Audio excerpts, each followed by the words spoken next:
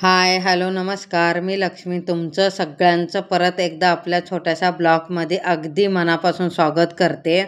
हे बघा, मी म्हटलेले की सत्यनारायण 5 दिवसाचं घालणार आहे.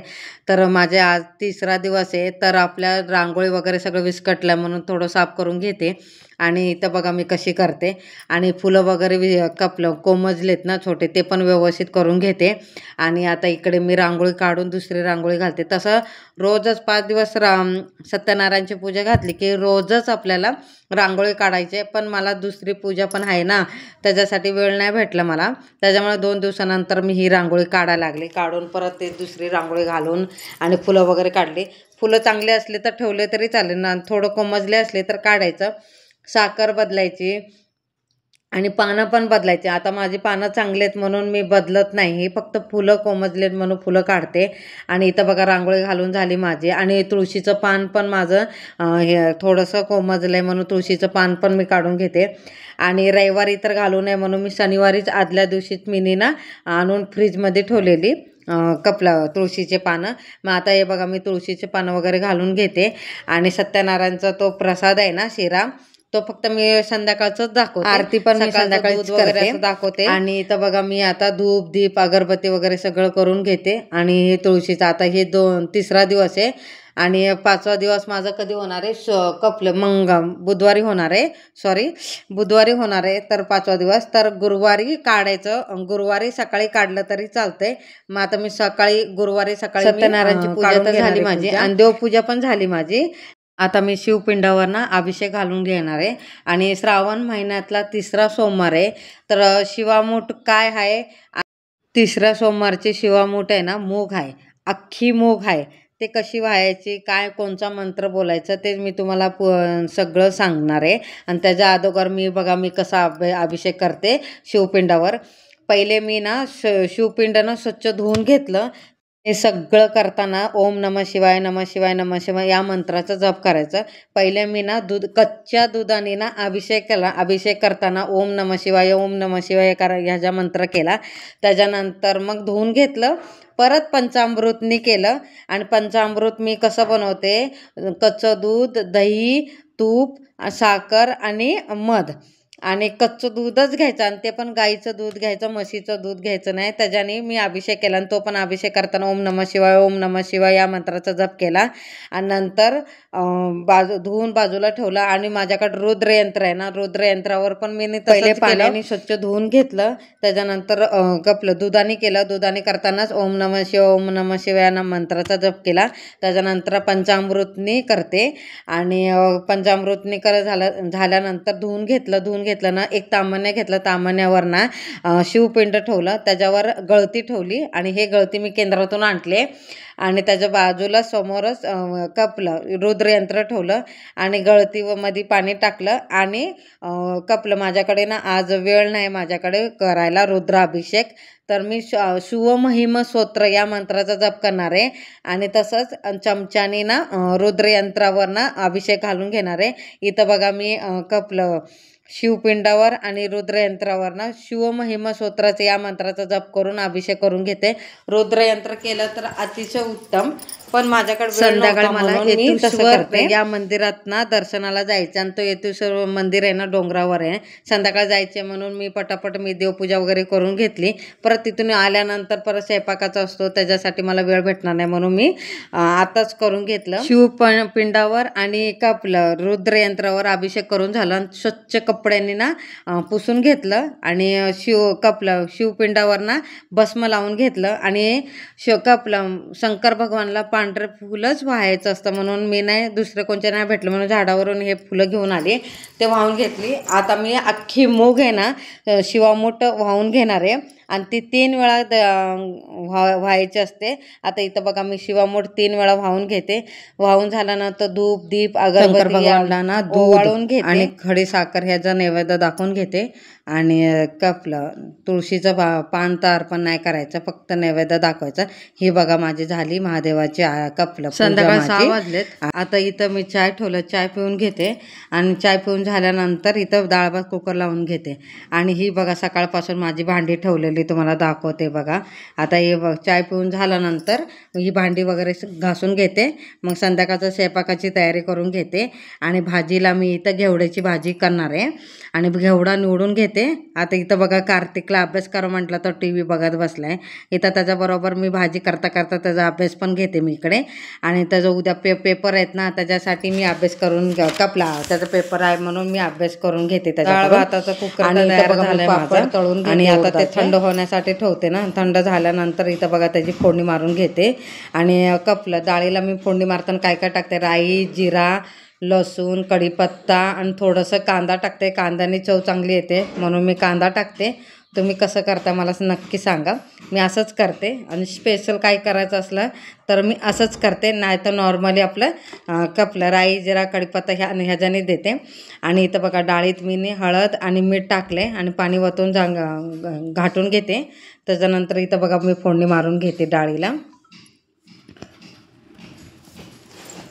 डाळीला फोडणी मारून तर झाले माझं. आता मी घेवड्याची भाजी करून घेते. कढई ठेवलं. कढईत ज्या कढईत मी पापड भाजले ना त्याच कढईत मी भाजी करून घेणार आहे. आता इथं बघा टमाटर, कांदा, टमाटर टाकून फ्राय करून घेवड्याची भाजी टाकते.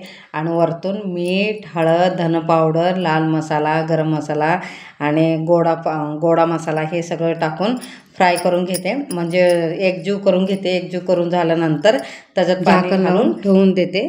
आणि कपलं घेवड्याची भाजीत ना नॉर्मली गरम पाणी घालते मी. कधी थंड पाणी घालते, कधी गरम पाणी टाकते. आता इथं बघा झाकण लावून ठेवते. आणि इथं बघा माझी डाळ पण शिजून झाली. डाळ शिजून झाल्यानंतर आता मला सत्यनारायणला थोडासा शिरा करायचा आहे म्हणून थोडासा शिरा करणार आहे. कारण की परत कपला आजचा संध्याकाळचा उपास आहे ना, दही भातावर सोडायचा. महादेवाचा उपास आहे ना, दही भातावर सोडायचं असतं म्हणून दही भाताचं करते. आणि इथं बघा थोडासा सत्यनारायणचा प्रसाद करते. इथं बघा भाजी त्याचा प्रसाद भाजीचे पाणी तुपातच केलं, पाणी टाकलं मी नाही थोडंसं. आणि इथं बघा एक परत झाकण लावून ठेवते, शिजलं नाही ते. शिरा पण तयार झाला. आणि इथं बघा मी पीठ मळून घेते. पीठ मळून झाल्यानंतर इथं बघा मला लेट झाला मला संध्याकाळचं देवपूजा करायला. आणि कपला मंदिरात गेली म्हणून लेटच झाला. मला स्वयंपाक पण करायचं होतं. आणि इथं बघा मी पहिले दिवा लावून घेते. आणि दिवा लावून झाल्यानंतर शिरा केला आणि तो दाखवून घेते. पूजा वगैरे सगळं करून घेते. आणि शिरा दाखवताना जेव्हा पण आपण शिरा दाखवतो ना तेव्हा तुळशीचं पान ठेवायचं त्या शिरावर. आणि मग तुळशीच्या पानानेच नैवेद्य दाखवायचा. इथं बघा असं मी सत्यनारायणला नैवेद्य दाखवून झालं मला. आणि आता इथं देवपूजा करून घेते. दिवा वगैरे लावून घेते. तुपाचा दिवा पण लावून घेते. धूप, दीप, अगरबत्ती हे सगळं ओवाळून घेते. आणि कपलं एक बेलपत्र मी आता येताना आणलेलं ना त्याच्यासाठी फक्त मला नैवेद्य दाखवण्याच्या अगोदर एक बेलपत्र अर्पण करून घेते. आणि दही भाताचा निवेद दाखवते. त्याच्यानंतर मग बेलपान अर्पण करायचं. शिवाष्टोत्तर नामावली बोलून नैवेद्य वगैरे दाखवून झाला दही भाताचा. आणि आता मी इथं भाजी शिजली का बघते मी. भाजी तर शिजली माझी. आता इथं ह्याच्यात ना शेंगदाण्याचं कूट टाकून घेणार आहे. आणि परत एकजीव करून त्याच्यात कोथिंबीर थोडीशी टाकून झाकण लावून ठेवते. आणि इथं मी चपात्या करून घेते कारण की मला परत नैवेद्य दाखवायचं आहे. आणि पहिले कसं मी शिरा वगैरे दाखवून घेतलं घरात कसं माझे आता नैवेद्य वगैरे किंवा मला पूजा मांडायचं असलं तर तेव्हा हमखास माझा गोंधळ उडतो. मग मी काय करते इथं स्वयंपाक करता करता देवपूजा पण करून घेते आणि तसंच नैवेद्य पण दाखवून घेते. मग तसंच करते मी. आणि इथं बघा मी संध्याकाळचा स्वयंपाक चालू केला ना की 7 वाजले की मी डायरेक्ट परत देवपूजा करायला बसते. आणि तिचं अर्धवट सोडून परत देवपूजा करून झालं की परत किचनमध्ये येते, स्वयंपाक करून घेते. मग तो नैवेद्य दाखवून बाकीचं कामं उरकते मी. तसं करते मी.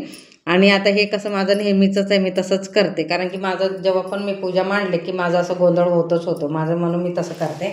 आणि इथं बघा माझी भाजी पण तयार झाली, डाळ पण तयार झालं. आणि इथं बघा शिरा पण तयार झाला तुम्हाला सांगितलं तसं. आणि इथं बघा मी चपात्या भाजून घेते 4. कारण की 2 पूजा म्हटलं तर मला 2 नैवेद्य दाखवतेच मी. आणि इथं पहिले मी चपात्या करून घेते थोडंसं. तो चपात्या करून झालं की हात स्वच्छ धुते. आणि मग मी आता नैवेद्य दाखवून घेते. भगवान विष्णूला 1 ताट आणि शंकर भगवानाला 1 ताट असं 2 ताट मी करून नैवेद्य दाखवून घेते. आणि नैवेद्य दाखवून झाल्यानंतर मग ते आम्ही ग्रहण करून घेतो. आणि इथं बघा माझ्या सगळ्या चपात्या करून झाल्या माझ्या. आणि आता मी देवघरात येते नैवेद्य दाखवायला. पहिले मी काय करते, शंकर भगवानाला नैवेद्य दाखवून घेते मी पहिले. आणि तुम्हाला सांगितलं तसं माझ्याकडे चौरंग पाट नाही म्हणून मी खाली दाखवते. इथं झाल्यानंतर सत्यनारायणला पण मी नैवेद्य दाखवून घेते. नैवेद्य दाखवताना सत्यनारायणला तुळशीचं पान अर्पण करून घेते. प्रत्येका चपातीवर एक ठेवते, भातावर एक, पापडवर, भाजीवर, डाळीवर, असं सगळीवर एक एक एक तुळशी पान ठेवून तुळशीच्या पानानेच दाखवून घेते. नैवेद्य तर दाखवून झाले माझं. आता मी आरती करून घेते. कारण की माझं तसंच गोंधळ होतं. आणि तुम्ही म्हणत असेल पहिले आरती करायचं मग नंतर नैवेद्य दाखवायचं, मग तसं होत नाही, माझं गोंधळ होतो. म्हणून मी काय करते, परत माझं पोरगंचं कपलं भूक लागते त्याला, त्याच्यासाठी मी पहिले नैवेद्य दाखवून घेते, मग आरती करून घेते. झाली तर लवकर आरती करून घेते, नाही झाली तर नैवेद्य मी सत्यनारायणची आरती करून घेतली, आरती करते पण वाचून घेतलं. आता इथं बघा मी शंकर भगवानाची आरती करून घेते. आणि शंकर भगवानची आरती आहे ना कापूरनी करायचं असतं. इथं मी 5 कापूर घेऊन एक दिवा लावून घेतला आणि त्याच्याने आरती करून घेतली. आरती करून झाल्यानंतर एक माळ ओम नमः शिवाय, ओम नमः शिवाय या मंत्राचा जप केला. आणि ज्योतिर्लिंगाचे 12 नावं घेतली. आणि त्याच्यानंतर महामृत्युंजय मंत्र या मंत्राचा जप केला. आणि शिवगायत्री मंत्र या मंत्राचा जप केला. आता इथं बघा मी बेलपत्र अर्पण करून घेते. बेलपत्र अर्पण कसं करून घेते बघा, माझ्याकडे मी सगळं वाहून झाल्यानंतर एक राहिला, पाण्यात डिप करून एक नाव घ्यायचं, पाण्यात डिप करायचं आणि अर्पण करायचं. एक नाव घ्यायचं, पाण्यात डिप करायचं, अर्पण घ्यायचं. असं करून मी 108 वेळा केलं. आणि हे बघा मी कशी करते तसं केलं.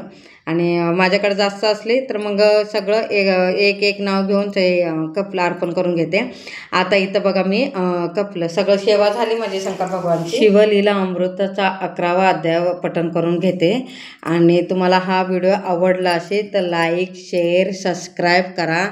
सगळ्यांना श्री स्वामी समर्थ.